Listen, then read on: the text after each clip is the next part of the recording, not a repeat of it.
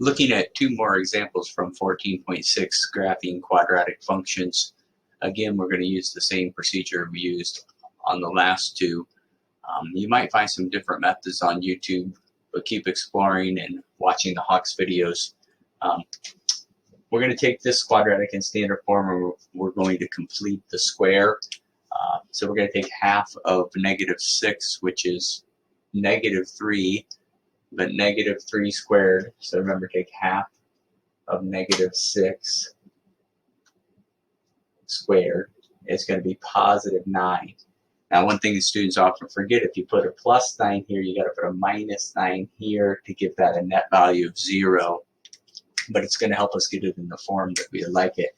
So we have y equals, and when we factor this piece right here, okay, we're going to factor this piece, we get x -3 squared. Be careful with the sign there. And then here we get -2.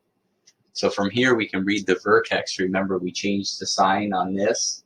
So we have 3 -2. That's the vertex. Okay. So the vertex is over at 3 -2, right about there. Okay. Now also remember that the vertex, this here, tells us the line of symmetry. So we have the line of symmetry. The line of symmetry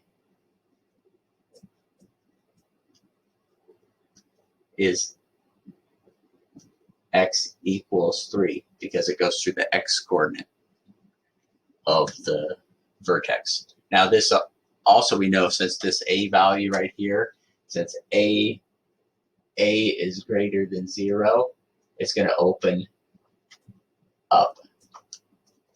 Okay. Now I tried to factor this, and it wasn't factorable, and you could use the method right here by letting y equal 0, and when you solve this, you'll find out that that it's not factorable.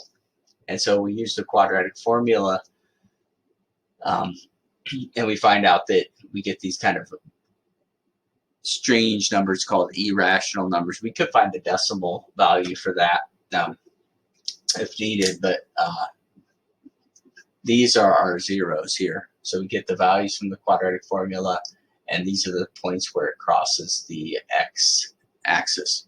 Okay. Then what I can do is I can pick some x values. Remember, generally you pick x values. You pick these, and then you put those into the maybe the original equation, and you would find out that when x is equal to 1, y is equal to 2, and when we put 2 into this original one, we would get -1. And so when we plot these points, we plot 1, 2, which is up here roughly, okay, and then we have the mirror image point over here, and then we have 2, -1, which is right here. We end up getting these kind of points out here that help us draw our parabola.